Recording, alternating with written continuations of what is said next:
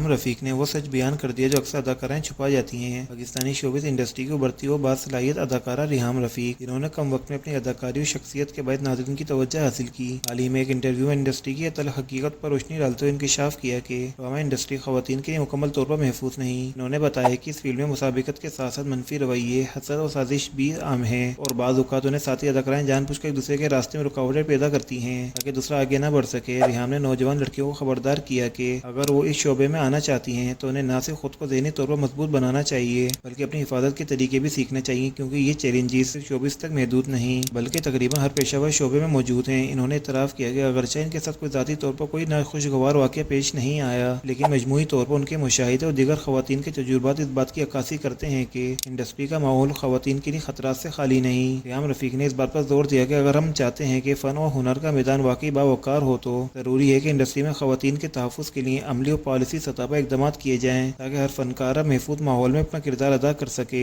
आप सबकी क्या राय है नीचे कॉमेंट में ज़रूर लिखें। वीडियो पसंद है वीडियो को लाइक करें, वैसे डेली मज़ीद वीडियोज़ के लिए हमारे चैनल को सब्सक्राइब करें।